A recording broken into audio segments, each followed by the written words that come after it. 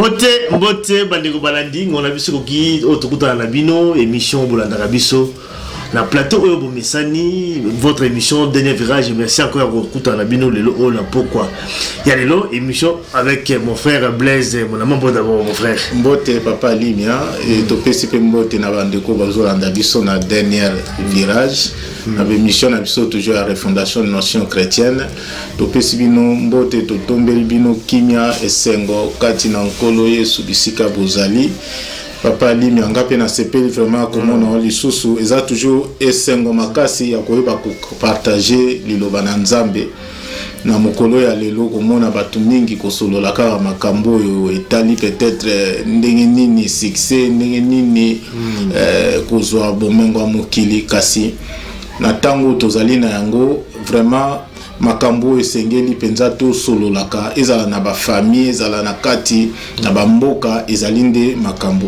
oyo tika ete nkolo apambolo lisusu papa Limia nga na songisio maloba. Merci frère Blaise mon amant. Donc émission na biso lelo parce que bobi émission a toujours avec thème. Lelo thème na biso zali sur oyo tolobaka biso to bibenga aussi ba Dieu. Nous sommes des dieux. Tozali pe banzambe.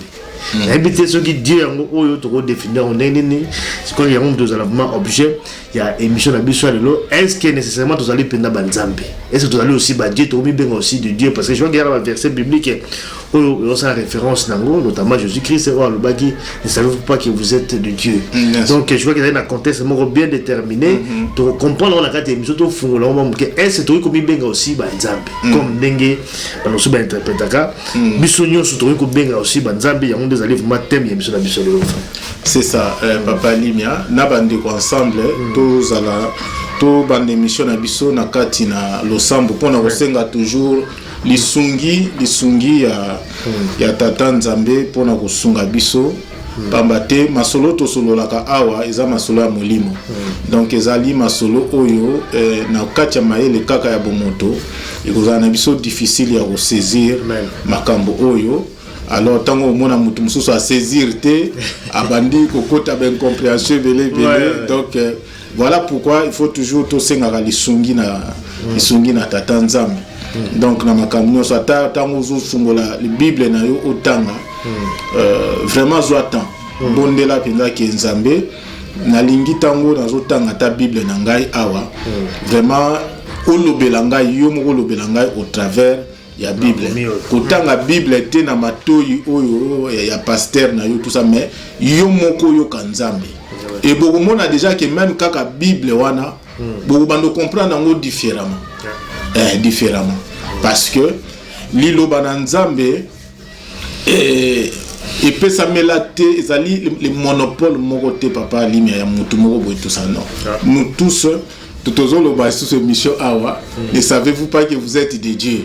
Comment est-ce que yo Dieu aux yoka Dieu te donc il y a un problème donc voilà ils ont like ça niveau ni biso batu vraiment tout régresser quoi to bondeli na kombo na Kristo Yesu Masia mokonzi mobiki sina biso to zongisi émission lelo na maboko na yo pe tozali ko bondela ete papa liloba oyo eza kobima awa ezala kaka liloba na yo ezwa bomoi na kati na mitema ya basi mibali nyonso oyo ya bonne volonté bisika bazali na kati na mokili tozali kopambola ndako oyo ya mbibiso pe ba moyen oyo epesameli biso mpona koyeba kopanza liloba oyo tika ete nkolo oyo pambola na kombo na Kristo amen. Voilà tozokota na kati ya émission na biso ya lelo comme na lobby nous sommes des dieux tozali banzambe to comprendre vraiment yango na kati ya émission na biso ya lelo.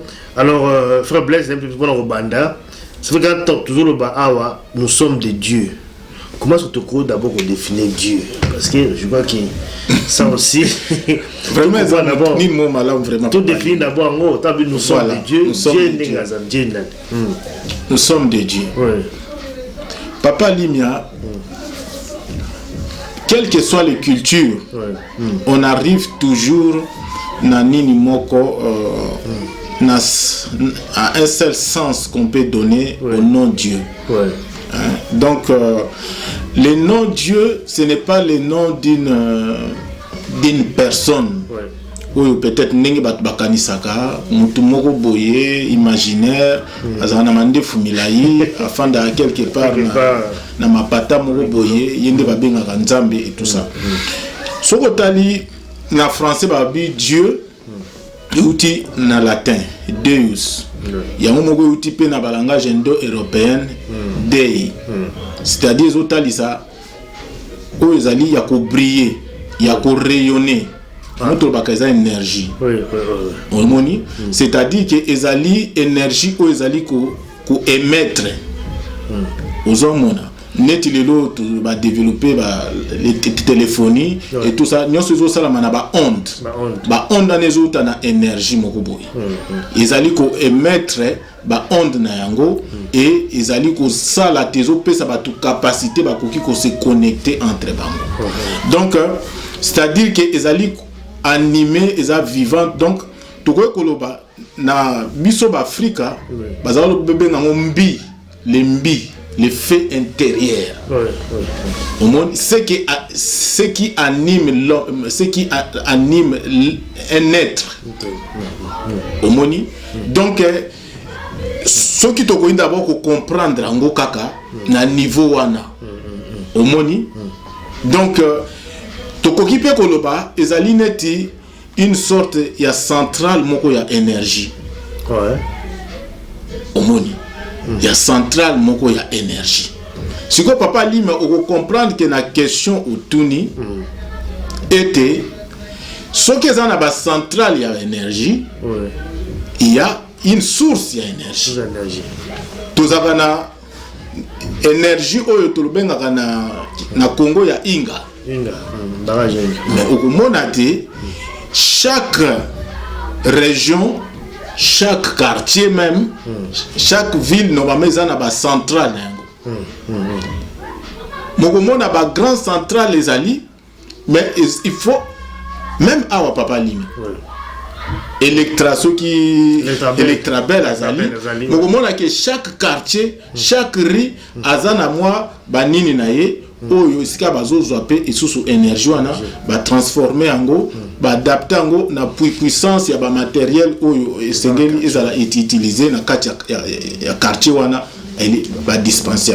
Donc soyez obligé de définir un peu d'abord le nom Dieu en soi. C'est d'abord voilà c'est ce qui anime l'homme, c'est la force oyo animer un être. Donc voilà, c'est Dieu, la force qui anime un être. Le fait intérieur. Et le Dieu tout-puissant alors?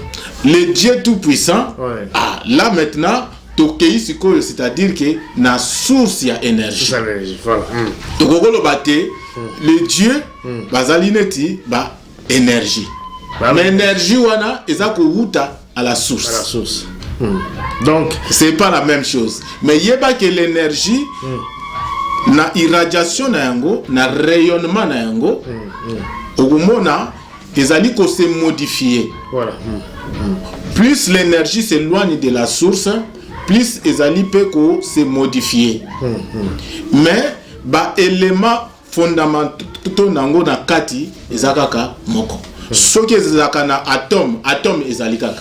Ata et s'éloigner ce qui combien de kilomètres et de kilomètres. Voilà. Yango komona neti donc la chaleur ce qui ezali neti awa plus ezali ya ko s'éloigner ezali chaleur ezali osanini ezali ko diminuer. La lumière aussi c'est la même chose papa lima. Quand nous allumons la lumière ici au moment que ba rayonnement ya lumière ezali ko se tendre mais au plus on s'éloigne plus au moment que les ténèbres et la lumière les ils sont diminués.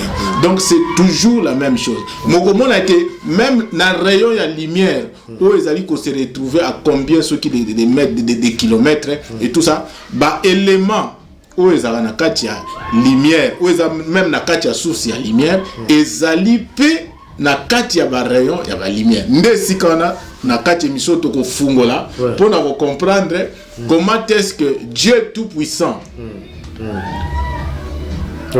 akoki ya kofanda na kati ya mutu. Voilà. Et comment est-ce que mutu wana pe balobi awa parce que mutalobi awa c'est maître, donc c'est lui-même, c'est Jésus. Au moni, et donc ce n'est pas n'importe qui. La bouche à Jésus-Christ c'est qui sacré dans nzoto ou à l'attaque. Donc tout ce qu'il sortait de sa bouche, c'était ce qu'on appelle la parole vivante. Voilà. Donc à quoi que le biloko te kaka po donc aloba kiamote po asepelisa ceux qui ba tuana ba les scribes ceux qui n'a pas fait non, c'est-à-dire que azaki ko talisa bango la réalité moko oyo malheureusement batu bazali ko ignorer et ça même dans ba verset musu papa li momo dans l'Ancien Testament bazolo ba vous êtes de Dieu mais vous mourrez comme des hommes. Voilà. Et c'est le cas, il y a Moukilina Bibiri Soyalilo. Nous sommes de Dieu. Mais aujourd'hui, nous sommes descendus plus bas même qu'un animal. Voilà. Donc, ça c'est vrai. C'est vraiment maquillé parce qu'il y a une pièce à côté, fait Izali. C'est beaucoup ils ont percé même comme un petit awa. Comme micro, ils ont un peu moins sensible. Je crois qu'ils ont un peu comme tenir sur ma rigueur. Alors voilà, donc nous sommes des dieux. Tous allés bas Dieu, tous allés bas Dieu. Mais maintenant d'abord qu'on dit un biso awa. Tant que tous on bien aussi bas Dieu. Jésus que c'est la Bible, vous allez bah Dieu, vous savez pas, vous ne savez pas que vous êtes de Dieu. Mais pourquoi tu as commis benga banzambe aussi? Pourquoi les animes? Pourquoi est-ce qu'on peut commis benga? Parce que Dieu on a quand même, il y a le tout puissant Dieu donc le ah et puis biso aussi vous allez bah Dieu. Est-ce que biso nyonso na mukili kaka na bato masumu na bato biso nyonso to benga de Dieu? Merci papa Lima, merci beaucoup. Bandeko basi mibali o ya bonne volonté bolanda biso na bokebi. Papa Limia, qui na kati ya Jean, ils ont Jean 10 na 31. Et si kaye so azawe sabango, ya bani na on a 30. Et ska makambo bandaki. A esi bango était moi et le Père nous sommes un. Ba juif balobi te. Bogaki. Moto il faut to ma banga to bamba parce que comment est-ce que akoki ko blasphémer jusqu'à ce niveau? Alo ba ete yena nzambe bazali égal. Comment? Alors que biso to yebite nzambe akoki kozala jamais mutu, akoko lata jamais les nzota mutu, mukili oyo nyonso ya likolo na se koki ko contenir ete mais muto yo mwana charpentier ya lobate azali égal na nzambe. Donc Yesu siko ya zongi si bango na kati ya balwa na bango moko bazaki ubetela tolo biso tozali baba ya Moïse abi boyebi teke na loi na bino moko ekomami ete vous êtes des dieux. On a pas combien on a psaume je pense psaume na 82. Au moins donc papa Limia dans Jean 1 verset 1 au commencement c'était la parole. Voilà. Et c'est la parole là qui était Dieu. Qui est Dieu. Et c'est elle qui a tout créé. Donc la création s'est manifestée par l'acte de la parole. La parole, papa Limia, même Nabiso Batu Awa, la parole c'est l'expression et la volonté à Moutou. Bon, d'abord, on va dire la parole, c'est l'expression d'abord, il y a ma pensée à Moutou. Parce que chaque liloba Moutabi Misaka, c'est parce que à réfléchir. Mais le autre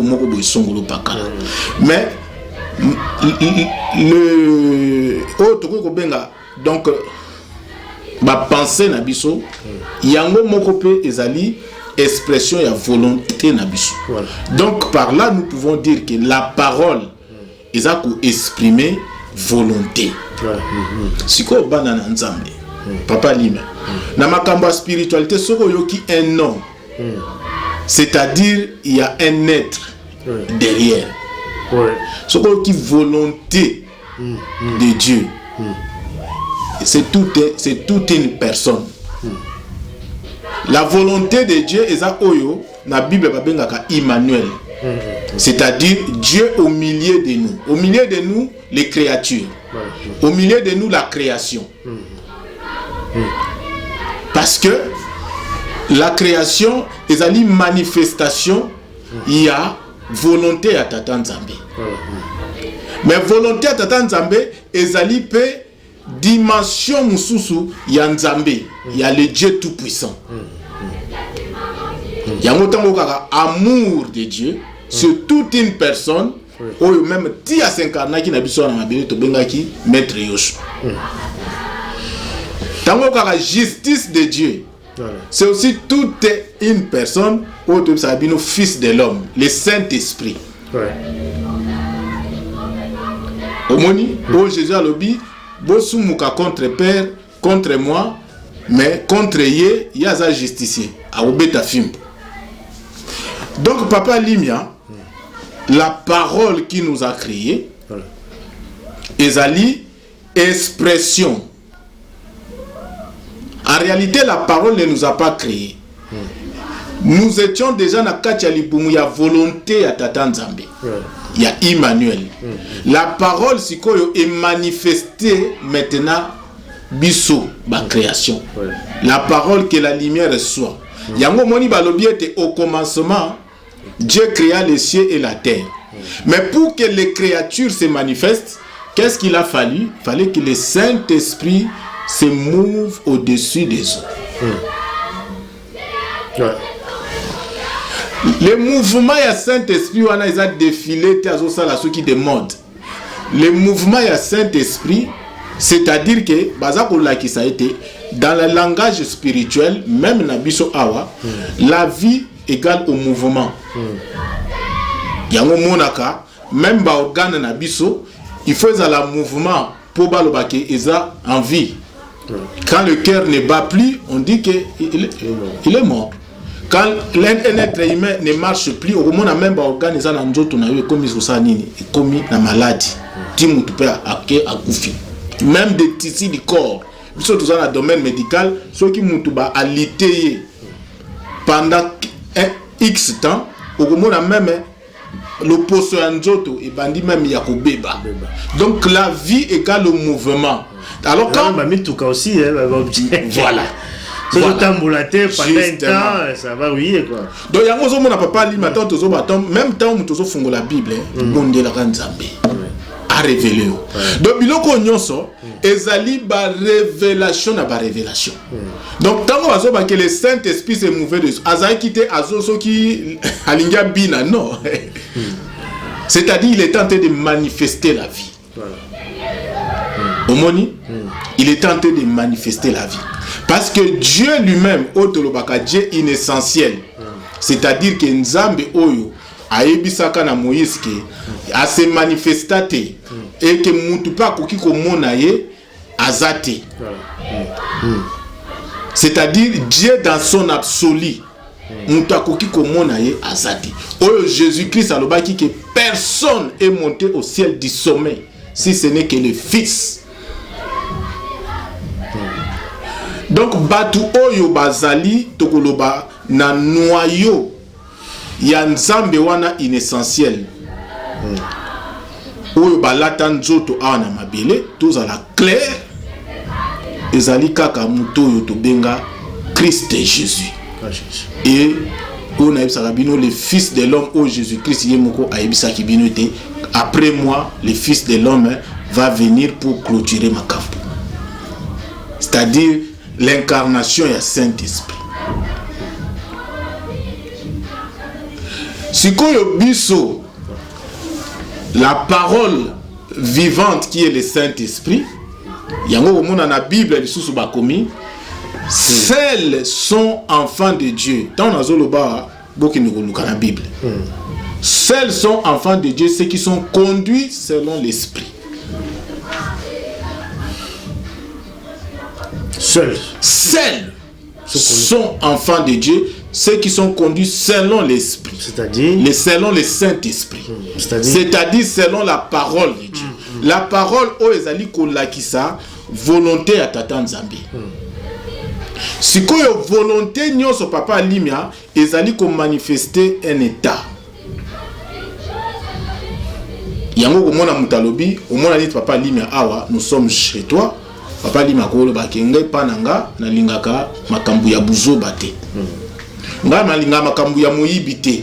Na ndaku na nga na lingaka makambu ya motote aya na masanga. Alangwa. Donc c'est-à-dire expression ya volonté ezali ya kolakisa lolenge moko ya kozalela lolenge moko ya kotambolela ezali ko établir directement au tobengaka ba principe ba règle ba loi ya on to lobaka toujours na baka liloba na Nzambe ce sont les lois de Dieu qui dirigent l'univers. Omoni c'est-à-dire que Nzambe tango asali biso na kati na liloba na ye ko banda na ba archange ba séraphin ba ti na mabanga, c'est-à-dire que expression ya volonté à tata Nzambe ou des fois na lobaka étincelle parce que ezali même pas la volonté à tata Nzambe mais ezaka tolo baneti étincelle. Mais na kati ya étincelle wana toutes les caractéristiques ya Nzambe za na kati, c'est-à-dire bon Nzambe nyonso ezali na kati yango. Siko étincelle wana ya volonté à tata Nzambe exprimée par la parole de Dieu, où ezali ko composer le noyau de toutes les biloko nyonso et salami. Au balobi na kati na Bible, rien n'existe qui n'a pas été créé par Dieu. Kobanda na ba archange ti na mabanga. Yango yo salobi bo pekisa bango ko betelanga maboko mabange ko betelanga maboko azaye ko yebisa bango makambu ya masekite azaye ko lekisa bango ete au moins makambu toza ko loba ke biso tozali na bonzambe, c'est-à-dire tant ba tozala nzambe, c'est-à-dire que les bonzambe wana eya na kati na biso yango pe ezali même na mabanga même na kati ya banzete mais na ba dimension différent et na ezali ndenge tutai ko expliquer makambo ya lumière, c'est-à-dire que nini nango la force na yango ezali différent. Donc Nzambe, c'est là maintenant nous comprenons la notion babaka Nzambe za omniscient, omnipotent, c'est-à-dire que il est cette énergie qui se trouve en toutes les créatures. Quand je dis toutes les créatures, sans exception. Yango yeso atalisi bato. Alobiete, soki na zwi lokumu ya ba oyote, ya mabanga na kozwa yango. Yango bokomona ete na kati ya Bible ba yesa bino ete Nzambe bokomona ba pesi la forme ya une pierre. Omona Nzambe balobi azali libanga na bomoi. Comment mi la Bible noir c'est représenter l'objet ça m'a bêté parce que là non mais yango tutozali ya koloba ba website no te Nzambe azali l'enzete ya bomoi. Nzete ya bomoi voilà. Ba website no ke Nzambe azali le lion de la tribu de Juda. Il n'y a pas les lions voilà, donc ça c'est une expression. Ezali ba expression, c'est-à-dire que toute la création ezaneti bilamba oyo Nzambe alati. Toute la création c'est comme la maison de Dieu, pas comme c'est la maison de Dieu. Il y a longtemps que l'église c'est la création. Oh Jésus-Christ a lobby la véritable église, c'est de faire de la terre ce qui est au ciel. Père, que ta volonté soit faite sur la terre comme elle est faite au ciel. Alors papa Limia, kutala esika biso batu tokoma les banzambe parce que le noyau na biso esprit oeza na kati na biso et salami na auto bengaka étincelle ya volonté à tata Nzambe. Alors pour te comprendre encore plus facilement to ya na mabele awa to observons le processus ya auto bengaka ya nini comment to nomama ndenge mwana abota makala mukili moboti moko te po abota mwana akataka un membre ya nzoto na ye mboni makamtolo ba ya énergie le nzoto ya bana na biso to botaka eutaka na nini irradiation ya énergie na biso oyo elati une sorte ya un corps oyo to bengaka ba donc les chromosomes oyo ezobima na kati ya ba nini na biso ba liquide biologique na biso et tout ça ena ya mwasi esangani yango nde esali mwana. ezakaka énergie euti na biso. Mais na kati énergie wana euti na biso, ba information autre ba na français génétique na biso nyonso ezali na kati wana. Donc c'est-à-dire que soki tobi ba information génétique ana to tiango en terme net ya volonté ezala na kati. Modèle ya suki, olenge ya loposo. Makambo ebele hein. Au moins même lolenge même ya elobeli et tout ça. Ezali wana na kati. Au moins peu mwana wana sali nini a se développer mais est-ce que tango mwana na kobotama est-ce que mwana est-ce que azali est-ce que azayo te. Donc to comprendre yango c'est un peu dans ce sens-là. Yango siko benga nzambe. Yango au moins siko to lobike c'est-à-dire que quand to ba oyo mwana nanga. Pour ce que tali pendo au moins peut-être le basuki na biso kokani. Parce que énergie oyo sali nzoto wana euti na kati nanga. Mais ezali ngaite. Mais c'est-à-dire que volonté nanga nyonso eza wana na kati. Alors lokola nzambe volonté na ezane. Nzambe azali amour, nzambe azali justice, nzambe azali a sagesse. C'est-à-dire que au mona ba valeur nyonso to benga ba vertu spirituelle, ba fruit spirituel. Nyonso ezali na kati ya noyau wana babengaka esprit. Yango to sa bino ete esprit kaka mutu akoki ko comprendre liloba na nzambe. Pourquoi? Parce que c'est inscrit en lui. To comprendre maloba nzambe te pona nini ezali par rapport ya ndenge Jésus a pesaki na kati ya parabole o ete l'esprit c'est comme un talent que l'être humain il avait enfoui en dessous de la terre. La terre c'est quoi? La terre ezali associé à mukili oyo. Koluka lebo konzi ya mukili oyo. Lokumu ya mukili oyo. C'est-à-dire on a enfoui ça. Maintenant Jésus vient nous donner les chemins, les moyens pour aller retrouver ça. Yango makabto sur la fois passée papa Limia que l'esprit qui est en nous, il faut ça la nini et la muka. C'est-à-dire le Christ qui est en nous. Ah tozolo ba tokokolo ba même le Dieu qui est en nous. Il faut ça la nini et la muka. Pour lilobeza na kati na ye nzamba koma yango na kati na ye ezali éternel. Seul l'esprit de l'homme quand va se réveiller ndeko reconnaître nzambi ndeko yeba nzambi omoni. Donc c'est-à-dire que bon nzambe wana o ezali na kati ya ba noyau na biso yango wana nde ezali ko représenter bon nzambe na temps bazo ba que nous sommes de Dieu, c'est-à-dire bon nzambe ya nzambe za na kati na biso. Mais ils allaient se manifester dans des moments pas battu. Mais si koyo pour se manifester, mutu alati banzo tebeli. Azana âme. D'accord? Âme auto koloba, c'est-à-dire l'esprit qui est enveloppé du corps, du mental. Mais comme mental on appelle lati corps oyo pe ya poids oyo, le corps, le physique. Où l'être humain peut composer par acte, coagir. Il faut maintenant que l'esprit qui est en lui ezala réveiller tolobi awa définition ya Dieu ezali oyo énergie ezali ya ko rayonner ce qui est en mouvement, ce qui anime. Il faut maintenant que l'esprit qui est en l'homme et koka maintenant ko se réveiller et koka ko embraser le corps mental ya mutu ba corps ya ba émotion na ye tina ba acte na ye. Mais réveiller, voilà, peut-être qu'on va expliquer d'abord plus clairement. L'esprit s'est réveillé. Ça veut dire quoi ça? Et c'est réveillé parce que moni tant ba lobi histoire ya ba vierge sage na ba vierge est folle. Ba vierge folle ba lala qui donc les pongi. Voilà.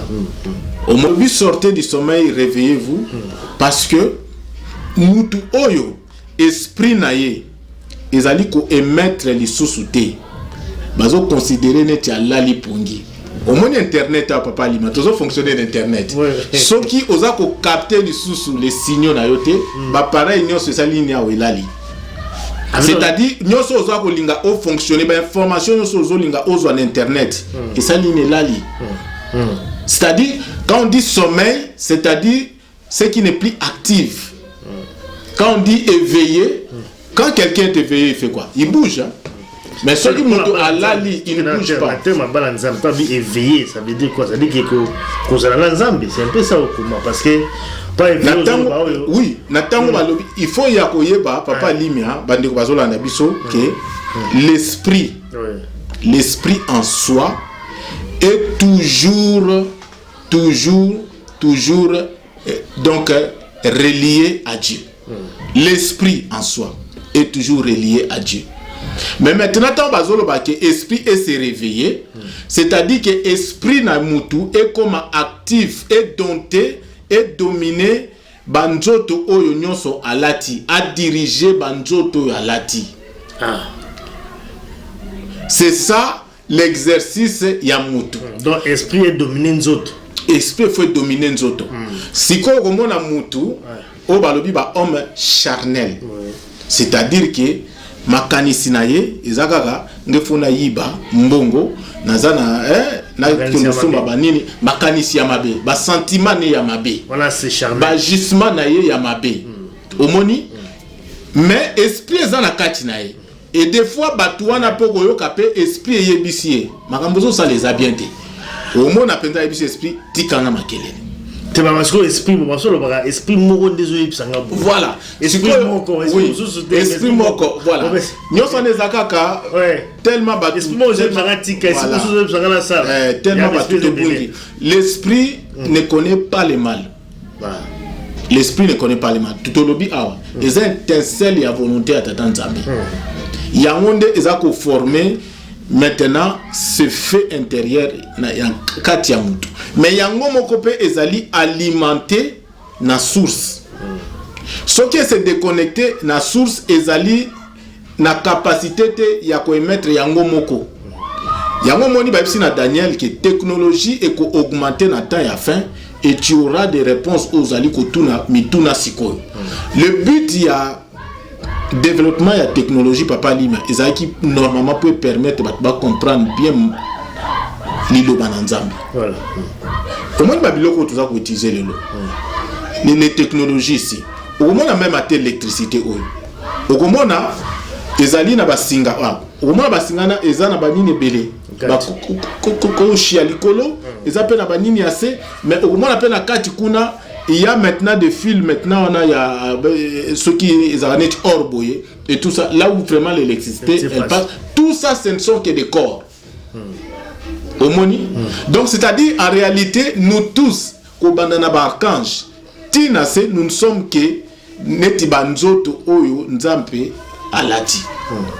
C'est-à-dire Dieu se trouve dans sa création, Dieu se trouve dans ses créatures, yango balobi Emmanuel par définition c'est Dieu au milieu de nous. C'est-à-dire Nzambe oyo azali, c'est-à-dire dimensionné oyo irradiation ya Nzambe oyo et ezali ko diriger ba créature nyonso oyo et salami. Alors tant que ba mutu azala éveillé, c'est-à-dire que l'esprit qui est en l'homme doit être actif au niveau ya ba pensée na ye, au niveau yaba sentiment naie, au niveau yaba acte naie. Et Jésus a dit alors bogoyeba nzete na mbumanango. Donc ce qui m'a pensé est positif, donc esprit ça éveillé, c'est que tu voulais dire. Oui, quand on dit c'est positif. C'est positif. Parce que négatif ils allaient bablo à makanisi mabe. Pour que esprit ego za jamais makanisi mabe, mais ce que on donne makanisi ya malamu. Et ça c'est on peut dire que esprit ça éveillé. Ou alors oui ce qui muto azali na makanisi ya malamu, mais attention, malamu wana il faut pas tout simplifier parce que malamu papa Limia malamu ezali kaka voilà. C'est pas pour la malamu ekokozala c'est vraiment relatif. Ya mwana faut muto yeba otolobaka ba loi ya tata Nzambe ozali ya ko diriger mokili. Omoni tango toujours solo la makambo parce que au moment où battu les lois au bon de la Nzambe vraiment sala ngana mona sala papa Limia Dieu a créé tout en une fois et Dieu ne crée plus. Nzamba osale logo moko ta sika pour yo sengi tout se trouve na kati ya ba loi auto-active. Quand tu as la volonté à t'attendre Zambiana. C'est-à-dire que tolobi awat, même la volonté à mutu. C'est-à-dire que ceux qui tolobi que tout ça la mutu pendant la volonté na biso. C'est-à-dire que mutu wana volonté na biso est commis vivant na kati na ye. La volonté na biso est commis même fonctionnement ya ba organe ya njoto na ye. Omoni, c'est-à-dire que biso ceux qui volonté na biso zakake musique. C'est-à-dire que même ba organe na ye commis façonné par rapport à ça. Alors nous devons comprendre quand nous parlons de la volonté de Dieu dans la création, dans les créatures, aussi dans ce sens-là. C'est-à-dire que tant que nous avons une loi auto-active, c'est-à-dire que y a un des corrigir mukili, ba loi auto-active ana o ezali ko la qui sa to expression ya volonté ya tata Nzambe. C'est-à-dire Nzambe asala su mukilité. Yango komona na ba loi wana et sala ke awana mabele soko zui la semence ya lisangu otiena mabele après quelque temps ekosala nini kobota. Yango komona esika wana muto yo zolo bakaza occultiste. Aza sorcier. Soki asali bilanga na ye. Aloni masangu na ye. C'est là où dans la Bible on dit Dieu ne se répand pas de ses dons. Ba don c'est-à-dire que ezali biloko oye apesi oye asali a établir na kati ya création na ye. C'est comme ça ako changeaka yango te. Donc soki muto yo ba ko cultiste asali bilanga akozwa akolona akozwa récolte na ya masango. Yo muto zolo ba ko sambela Nzambe. Soko za ko ignorer ba loi wana okobanda ozo gêner oza ko prier okokufa nzala. Okende ko luka musale pa ya muto bengaka occultiste. Yango boni ba chrétien, nous serons la tête, nous serons jamais la queue. Mais bakenda ko luka misala ka pa ya bato ba rose chrétien, ba franc-maçon. Donc nous aura misala esika ya bango parce que eza ba loi ya tata Nzambe. On n'a pas compris ça. Tant bien eza ba loi ya tata Nzambe. Bon, quelque part, Nzambe ba comprendre ka ba loi ngote. Non, on n'a pas compris. Yangwana nazo biso papa Limia, makambo tozali ya kosolola ya Nzambe, c'est-à-dire que aimer Dieu. Tango tobaka naso luka Nzambe. Na lingi Nzambe. Tolobi awa. Au commencement, c'était la parole. La parole, c'était le Dieu, non? C'est elle qui a tout créé. Et Balobi était, Liloba a te expliqué, le Saint-Esprit, que la lumière soit, la lumière fit. C'est-à-dire que, Nakati wana, et établi volonté à Tata Nzambe, Nakati yabikela monyonso. Yango mona quand même, na ba élément babenga ka ya Mendeli. Otali, nakati ya ba oto benga même nakati ya lilala ya pomme ba biloko to benga ba vitamine ba nutriments, tout ça ce ne sont que des étincelles ya énergie ya tata Nzambe oyo ezali wana nakati eza na mabanga omoni. Donc c'est-à-dire que nyoso wana maintenant absolument que selon ba dimension énergie wana et se modifier. Modification nango ezali pour s'adapter na densité ya objet na objet ya eloko na eloko omoni yango bomona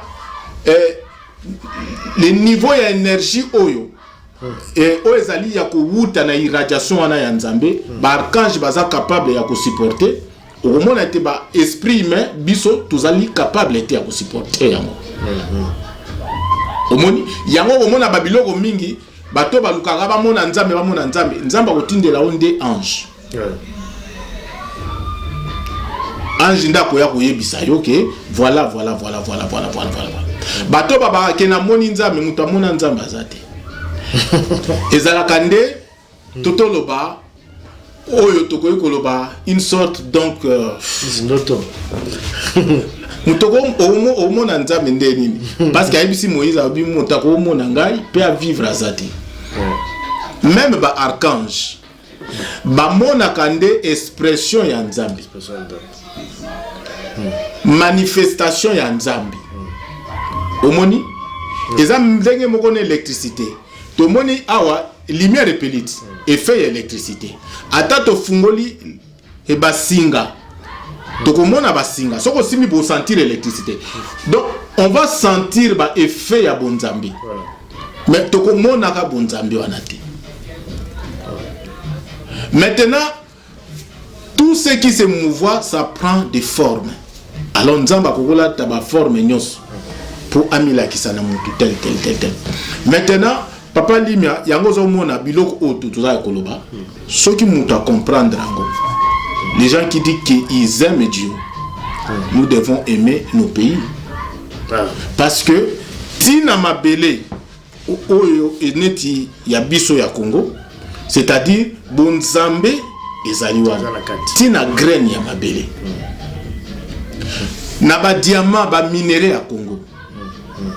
Et nzambe tango achaka biloko wana ezali te po bato yo baza wana bakoka ko utiliser yango pour accomplir plein de Tanzanie. Il y a un Congolais to rata la mission na biso. Il y a un Bible babi ceux qui m'ont raté mission na quatre histoire ya ba talent. A koki ko fructifier talent na été. On va faire quoi? On va lui prendre ça. On va donner à celui qui est capable de le fructifier. Il y a un autre lelo oyo bindele bazoya kozwa biso ba diamant ba all ba coton. Parce que nous sommes restés dessus en train de danser le ndombolo et danser rumba. Si on nzamba lobaki que na moment où il faut technologie ça la nini et se développer. Soko tali 80% ya babilo kwana ezo uta wapi na Congo. Le bizarre ndolobaki nzambe. Ndolobaki ba et développer ça pour nzambe. Omoni na kati ya livre ya nani? Ya Daniel. Daniel azozwa baba vision. Azotuna. Baibisi zela eloko na tango nango na ta ya suka baibisi na ta ya suka la connaissance va faire quoi? Va augmenter.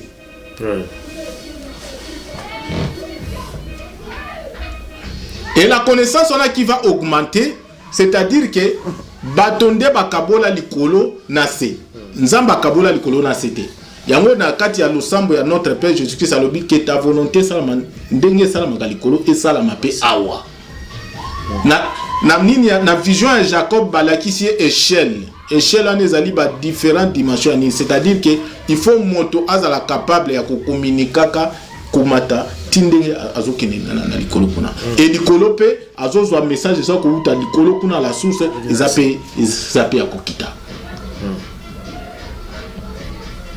Donc c'est-à-dire que tango mutu asosoli biloko anate Congolais bongaki azala un peuple scientifique. Pas moto abandombolo. Ba comme ici même musique culture na biso. Na masanga. Donc Congolais bongaki azala mutu ya un scientifique. Et ba école e bongaki to sala ngo par rapport ya biloko nzamba pesi biso. Na mbujima yoko no sala université bat batanga ka soki français pourquoi? Sala université bat batanga ka diamant. Comment vous développer le diamant? Tout n'est que na kati ya moto, na kati ya pensée. Donc biloko wana ko mona été yango balobi na kati ya Bible, on vous a fait de Dieu mais vous mourrez comme des hommes. Baso boma biso wa, oui, baso boma bino parce que tanto baka ezaba loi. Ezaba loi. Donc c'est-à-dire que Congo ndenge ezali ya kokende wana en tout cas bandeko oui, le nouveau Congo ezali ya botama mais kozala na configuration ezali kalaté. Papa Limia makambo eza mozindo. Au moins makambo totaka kosolola batu bakanisi eza makambo nzambe bonzambe ya solo, c'est-à-dire que efandaka na mukili awa na biloko misato.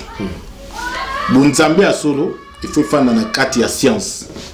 Obi la science ezani science ezali ko expliquer bonzambe oyo nyonso efandi na kati ya biloko nzamba che tout autour ya moto. Pourquoi? Parce que biloko wana otunenga la fois passée na bisakio le chemin qui nous amène en haut se trouve ici en bas. Au moins le pasteur a té asili ici allo Bruxelles nazo kalibumu pasi botinde la ngai aspirine. Zabuzo. Alors que la forêt équatoriale nous avons une pharmacopée là impossible.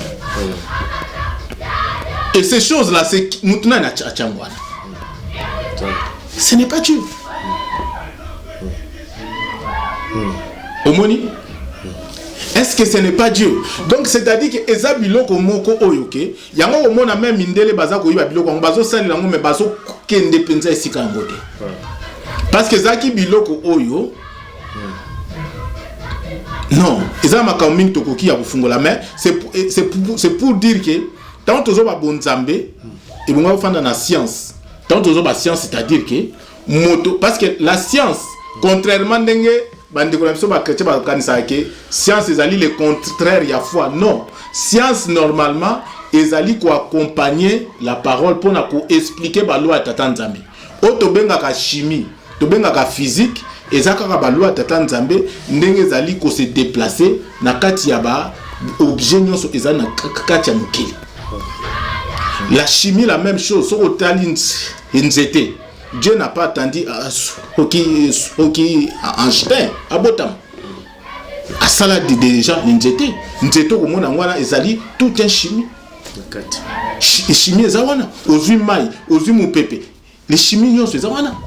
Comme on a belema sangani tout ça. Donc ezali biloko oto benga ba scientifique wa, ce sont des gens tout simplement oyo basali moins fort ya kofungola corps mental na bango, ya ko réfléchir tout simplement. Tout simplement. Et papa Limia, ceux qui les locaux même na Congo, totiki ndombolo, totiki rumba, totiki mamabe, masanga, to fandi to bandi ya ko réfléchir. Ceux qui ba koko na biso ba salaka ba poatu, ba nini tout ça, on peut le faire. Donc les ali babiloko papa Limia, tant to ba bonzambe, c'est-à-dire bonzambe ne sakasa biso. Et ba lobi Dieu la source de l'intelligence. Balobi à la Bible à la fois associé la connaissance. Donc c'est-à-dire tant que barabonzambe papa Limia, bibi seza makamute bambunda, alléluia amen. Donc tant que bara lido bananzambe, c'est-à-dire ndenge balobi te totonga mokili. Mais pour na kotonga mokili, c'est-à-dire les boyebi ya tata nzambe tango to comprendre ba loi wana ya ngonde pesi la science. Tango to suis koyo les ballois wana tolobi bon lokola totoza et tout le kuna ba tofandi na kati na espace moko il faut tiko to bandenge ya ko se gérer entre biso gestion ya cité ya mo pesi o ba bazo benga la politique selon la volonté de Dieu. Et likolo et loko za ko chapeauter o to benga les temples. Temple ce n'est pas la maison, ce n'est pas une organisation humaine. Les temples ezali la capacité spirituelle ya bana mboka ya koyeba toujours ko rester en contact avec yemoko le créateur. Pour na koyeba nini, koyeba ko répercuter toujours volonté à tata nzambe dans tout ce que nous sommes en train de faire ici-bas. C'est là où maintenant le sambo ya Jésus-Christ ezako kokisama, que ta volonté soit faite sur la terre comme elle est faite au ciel. Voilà. Et c'est là où maintenant la concrétisation, Yamakambo et comme la biso les slogans, nous serons la tête. Et c'est là où nous allions être la tête, mais de vrai. C'est là où maintenant Mamakambo, papa Limezaka, oh toko, nous allons toko zala bateau ya mapamboli, toko prospérer, on allait prospérer. Est-ce qu'un Congolais avec tout ce que Dieu lui a donné, Azamuto a kosenga aujourd'hui que Nzambe a pambolanga. Tout ça déjà au pambom. Tout ça déjà au pambom. Donc tout ça pourquoi? Parce que Ezaba biloko nyoso, tout ça on comprend yangote. C'est pour cela nous devons aimer vraiment les pays où Nzamba tindi biso na yango. Parce que Dieu dans la création Azana kati ya diversité, mais diversité où ils allaient coopérer na kati ya complémentarité.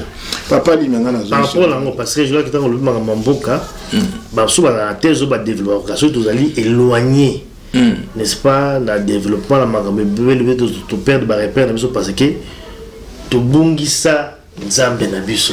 On va t'en bien na biso les baloba. C'est parce que tous ces cartels à l'origine na biso tous ces cartels, c'est pourquoi tu as des tout. Oh, on a des ceux qui justement. Papa Limia, omoni makambo tolobaka mabele ya bakoko na biso. Mabele ya bakoko na biso. Omoni, c'est-à-dire que tolobi awa énergie wana ya tata nzambe o biso to baka susu irradiation ya tata nzambe wana bat ba comprendre donc c'est-à-dire que énergie wana ya tata nzambe oyo euti kouta na source ekiti ekoti na kati na mokili au travers de la parole le Saint-Esprit se mouve au-dessus des eaux et sali ba archange ti eko sala tina mabele awa omoni tina mabele yango tolobaka mabele ya bakoko c'est-à-dire que mabele oyo totoza nango awa euti na bonzambe ezali ko manifester les bonzambe omoni bakoko awa ezali bato te batamboli na buzoba bato mususu na yokaka batangaka les bakombo et tout ça non koko awa ce n'est pas le koko yayo parce que osepelaka na ye parce que non koko awa papa Limia eza makambo ya molimo omoni quand on dit koko il faut toujours la notion ya éloignement c'est-à-dire que mabelo tozomona awa c'est-à-dire que le mbi nango la force na yango ezali euti musika ti ekite et se densifier awa na mabanga na banzete et tout ça yango soko okeko lukana kati kuno kokuta kaka énergie atome azali molekiki ki lazali soko papa soli na kati atome énergie azali donc biloko wana eza ko lakisa ete tango tozoloba ke tobungisa bonzambe na biso papa Limia eza makambo oyo na to ebisa yo a bonzambe na biso ezali te ya kimwindu ya kimondele et tout ça bana nyonso ezali ba makambo ya buzoba nzamba za na kati ya diversité te et plutôt azali na kati ya adversité te nangaki donc ya koloba omoni c'est-à-dire que tant tozoba bonzambe na biso c'est-à-dire que ezali bonzambe oyo bongaki biso to développer le Congo parce que tolobi awa nzambe azali noyau oyo ezali na kati na mutu c'est-à-dire la force qui anime l'homme congolais. Alors l'homme congolais en nzambe apesi espace moko songolo et na kati espace wana mabele nyonso nzamba pesa biso ezali te po ekoma ba patrimoine na biso mabele nzamba pesa ezali pona ko accomplir les plans na ye tango lobiete na ta ya suka la connaissance va augmenter azalaki na plan na ye par rapport ya mabele ya Congo mais bateau a tchaki na Congo pour accomplir la mission wana nous avons échoué. Nous avons dansé et nous continuons à danser. Et ça n'a pas église, et ça n'a pas bar. Nous avons échoué. Donc, les bonzambe wana tolobaka ya biso, c'était bonzambe otolobi ke bonga ki to kota mona kakati ya science. Donc, c'est-à-dire et comme la science. La science c'est quoi? C'était to développer la forêt équatoriale. To développer fleuve Congo. Ba potentialité nyo son nzamba tchakuna. Omoni to développer mu pepe ya Congo. Téléphone otozo sur les amis. Et mu pepe te. Et bonga ki to sani to développer mu pepe ya Congo. Et bonga ki to développer nyoso wana. Bonzambe yango anezali bonzambe oto bato mususu bayaka o biso babatu ya nini boy biso bataboni. Non. Et ici je dois aussi profiter en tant que serviteur ya Tata Nzambe tolobi awa nous sommes des dieux dimensionnés tokokolo bango pende mwana dimensionné o tokokolo ba ete tozali nde na bonzambe na kati na biso yango bazoloba ke tozali banzambe. L'enfant de papa Limia comme azali na kibo papa Limia na kati na ye bakoki koloba ke tala pe Limia ya mokeye mais c'est pas papa Limia ezaka ba expression omoni. Alors bateau bande konangai o bayaka koloba wa Simon Kimbangu papa na biso Simon Kimbangu que j'ai beaucoup de respect. Simon Kimbangu n'est pas Dieu et il n'a jamais dit de son vivant qu'il était Dieu. Il a dit de son vivant qu'il était même le serviteur de Jésus-Christ. Alors, et si Simon qui m'a wazali, je pense qu'il plaire, Papa Limia. Tango ayokaka babilo kwa ndengwana.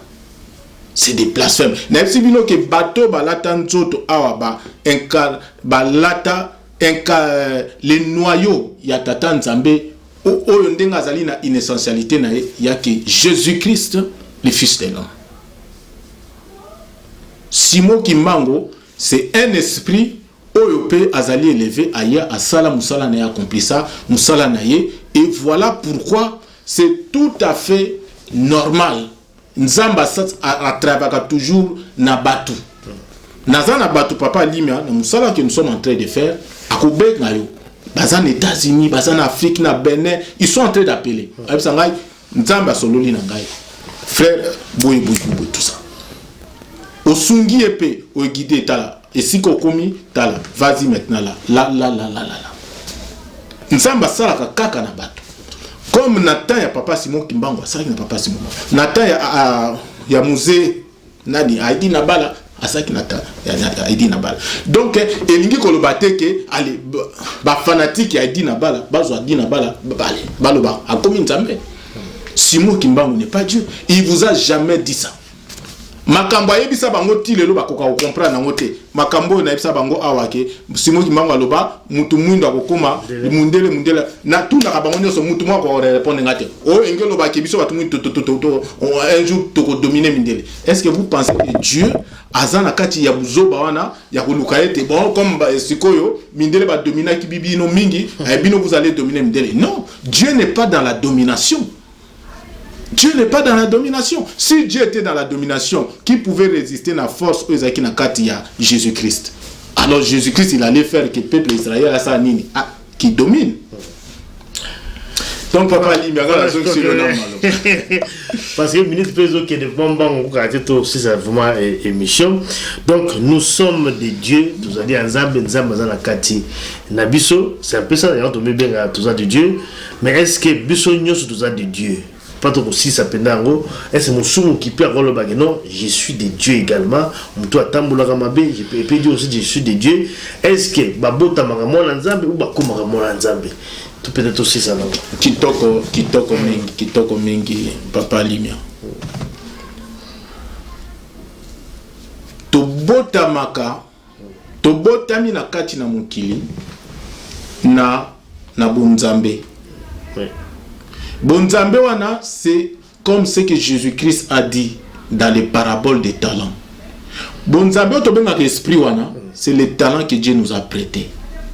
Ce qui talent na mutu a développé ngo bien. Récompense au nzamba ko pesare akotikela ye le talent wana. Comment est-ce qu'il va l'utiliser? Il va l'utiliser na ba dimension nyonso oyo nzambe a pesiye. Tu peux comprendre un peu comme des dons au nzamba pesiye. Le corps physique c'est un don. La capacité mentale, Papa Limia, c'est un don. La capacité émotionnelle, c'est un don. Tout ça, ce sont des corps aussi, qui fait partie de l'homme. En réalité, Moutou, Azali, c'est-à-dire âme, c'est-à-dire que âme, c'est qu'on s'est formé avec la force, il y a énergie, il y a talent, on a péché, on a esprit. Si à la fin, Dieu dit le monde entier m'appartient. Quand on dit le monde entier m'appartient, ça dit tout appartient à Dieu. Mais c'est pour dire que Nasuka, soki mutu akoki koyeba ndenge na parabole ya ba talent ezali ko fructifier talent na yete. Il y a quoi arriver ko impacter avec son talent âme na yete. Nzoto na yete abomoto balobi na suka liseso ba pesa ki na Yesu. C'est comme ça que ça va se passer. C'est-à-dire âme na ye ba ko détruire yango. C'est ça qui va aller en enfer. Ah plutôt fungula mwilo kumususu. L'esprit n'appartient pas à l'homme, appartient à Dieu. Dieu va récupérer son talent. Omoni Papa Limia. wana pesa moi mystère mususu fungoli donc nyoso ezapeka na kati ya Bible donc na suka nzamba ko récupérer esprit ya mutu mais esprit ya mutu n'est pas l'homme il est ce qu'il va réaliser avec ces dons là avec ces talents là que Dieu lui a fait et à cause réaliser nango maintenant na niveau ya ba sentiment et na niveau ya âme na c'est na niveau ya ba âme que mutu akozala na esengo akoki ya ko ressentir esengo to akoki ko ressentir mawa ya omona mutema muto yoki passe donc âme ya mutu alors biloko nyonso wana il faut bana na nzambe ba poussa na pour banda ko comprendre un peu biloko na poto bima un peu na moi les bunzambe nzambe oyo ya donc il y a c'est voilà, je crois que c'était quand même intéressant l'émission Angelo. Nous sommes des dieux, il y a moi qui t'aime, il y a émission la bisolelo, je crois que frère Blaise Monama comme toujours Bouyebi la façon dont il explique Bolandi explication sur et ça na émission, c'est vraiment un autre style également à représenter. Je crois qu'au début, Batoso a donc comprendre comment. C'est bien. C'est déjà ça, voilà. Donc, comme vraiment la souka émission, la mission, c'était vraiment intéressant. C'était un mot développé le lot. En tout cas, je crois qu'il va comprendre. La mission est le souka, pendant cette émission, en tout cas, la souka, pourquoi les lots. Merci, Papa Limia. Bande Kobasi Mibali Bolandi Biso Kolo Apambola Bino. Tokabola kabasango mingi tozomona basango mingi ezokabwaneza ya basango moko ezali ko édifier bato ata mukete alors tango toza kokutana na sango oyo ezali ya malamu yo ezali homme femme de bonne volonté zala na sengo ya kokabola yango ata mutwana nanu peut-être akomi na esika ote ya kosepela nango pesa yango Papa Limia na kabola na mwa lisolo Mko mususu tata nzamba atalisa ngai ndeko moko ya mwasi na Allemagne. Ndeko wana mwasi azaki ya kuluka tata nzambe na bosolo. Aye kokota na mabunga kaka ya babiloko yo. Donc ya simoki mbango za nzambe tout ça ke bakamba et tout ça assembrouiller. Batalisi nga babi continuer kosunga ye. Continuer kotindela kaye ba émission et tout ça, ba exhortation et tout ça. Na kotindele be émission komona msusu netkaka donc msusu azofinga makamba buzobo bakosaka biso oyo Yesu nzamba mindele est-ce que ngana azoloba nazoloba azali congolais Jésus est congolais nyosona ka buzoba donc on parle de la parole ndeko wana mukomsusu azosola na ndeko msusu na Angleterre asubsanga est-ce que yebike baoti ko yebisanga ki ndeko wana akufi nasika nazaki na mutema na bi tata nzamba ebaki peut-être que mwana mwasi oyo akomi ko kende peut-être na suka engi nazolinga na ebisana ndeko moko mwasi mobali azolanda biso ete kolala kolamuka eza momesano te kotelema kofanda eza momesano te tobimaka tozongaka pa Limia eza momesano te ngolu na nzambe et ceux qui battent sosoli ngonga o tozali ya ko vivre c'est vrai balobi ko zala neti na temps ya Noé c'est-à-dire que vie ko zana normal bat na ba préoccupation na bango ya momesano o ya lingi abala o lingi atonga immeuble o lingi asala boasawe mais tozana tango oyo soki bomoni Papa Lima responsable ya famille afandaka awa ngai na tiki mwasi bana na ngai to fandiawa ezali sekite donc bandeko bozwa exhortation oyo penza et que nzamba ko kusunga biso Papa Limia je pense que tokokoba na kati ya ba émission et émission ko ya lisusu tokokoba lisusu ko édifier lisusu bana nzamba. Merci en tout cas Blaise mon frère Blaise mon amal la nyoso oyo elobami na kati émission na biso lelo tuko na suka balandi biso tukuta en tout cas prochainement la prochaine numéro avec mon frère Blaise Bolama botika bala musika bozali et à très bientôt merci beaucoup. Au revoir.